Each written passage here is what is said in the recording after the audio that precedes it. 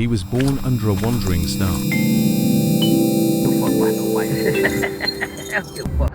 No motherfucker. They think I care about a white boy being killed by another white boy. I don't give a fuck about no white boy dying. Fuck. I don't give a fuck about white on white crime. White people don't care about black on black crime. Fuck that white boy in his death.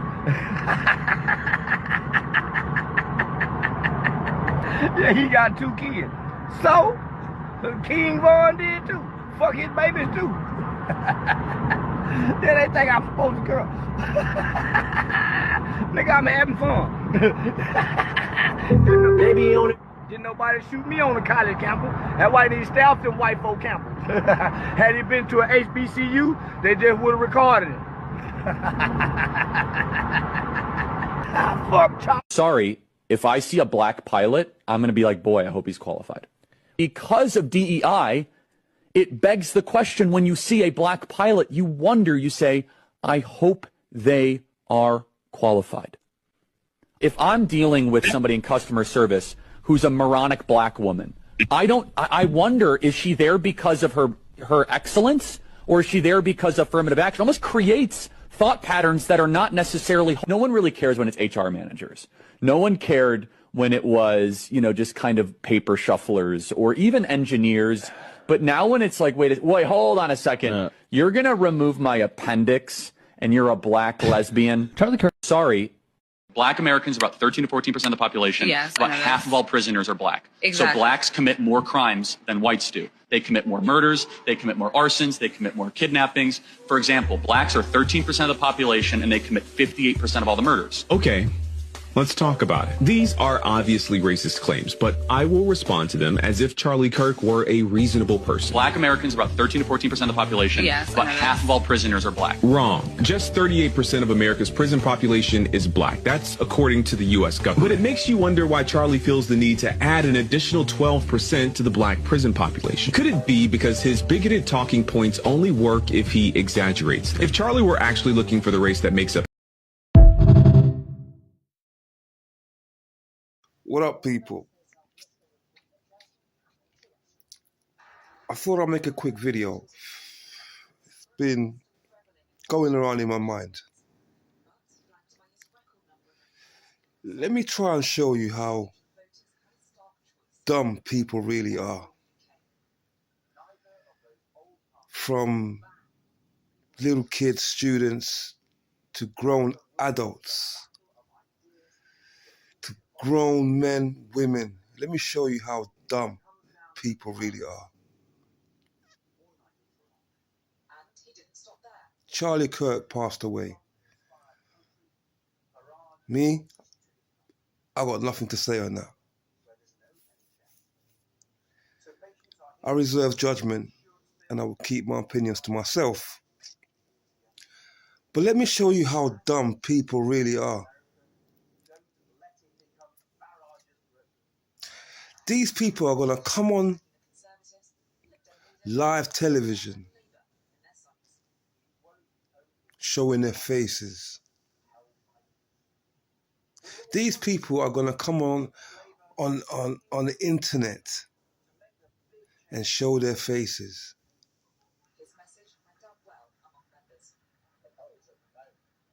While showing their faces, they're laughing at the death of Charlie Kirk. They're caught up in the chaos and melee.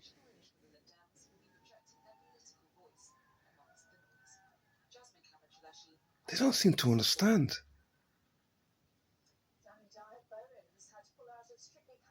They don't seem to understand that you're not in your country. They don't understand that if the government choose to eliminate you, it can happen just like that. It happened to Martin Luther King. It happened to Malcolm X and so many others that we can't basically Solve the question. Solve it. Who was the murderer? Who really was the murderer? People are so dumb. Either that or they don't value their lives. And they think free speech is something that is just, you can just say willy-nilly. Free speech is overrated. Let me tell you, if your face is on television mocking Charlie White, if your face is online mocking Charlie White, do you think that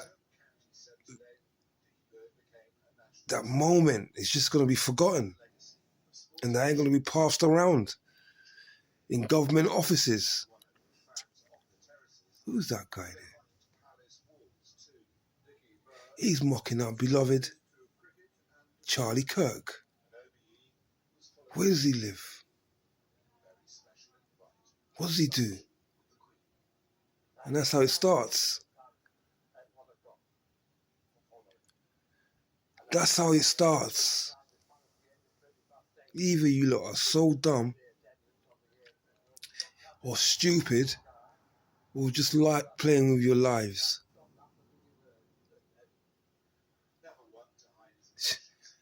Watch what you say, people, bruv. Do you want to go to bed constantly thinking, constantly worrying, sleeping with one eye open? Is that what you want to be? I think not. So why on the hell are you going to go out there and blatantly mock the death of this man who I don't care about him. I have no opinions. Yeah, I have no opinions whatsoever. He's not in my life. He doesn't know me. I don't know him. So I don't really care. And you get these people out there who don't value their lives, bruv. Because anyone could be isolated. You could be going shopping. Forgotten what you said a year ago, 2 years ago, 3 years ago. But there's someone out there, seething, plotting.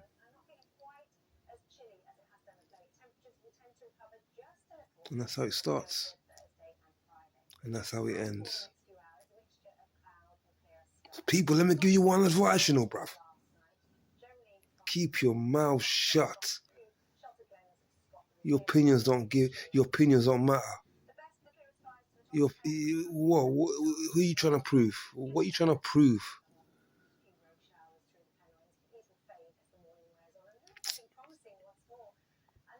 And certain times I look at, what's that guy's name?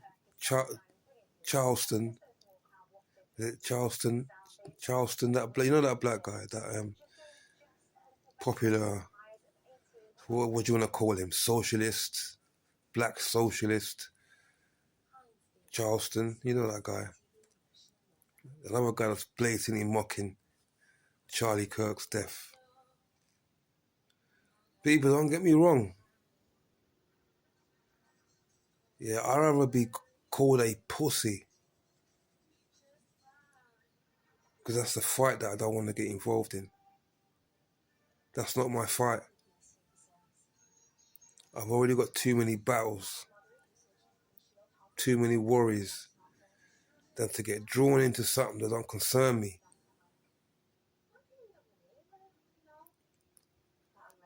Is it Charleston White? That's it, yeah, Charleston White. I've seen him, Bruv, man. He's like, I'm scared for this geezer's life, The things he says, bruv. The things he says. I'm genuinely scared for that guy's life. Cause he looks like a cool guy, but maybe he's just got to say these things just to get paid. I don't know, man. But he looks like a cool guy. You know, I'm a funny guy as well. But he says some controversial stuff, man. And there's a lot of them out there who are doing this right now. Blatantly mocking someone's death. And I can't join that club. I can't subscribe to that. I can't subscribe to anyone's death. There could, you know what I mean? There could be anybody, bruv. People have opinions. And, you know, I don't think they should be getting shot for it. I didn't like his opinions.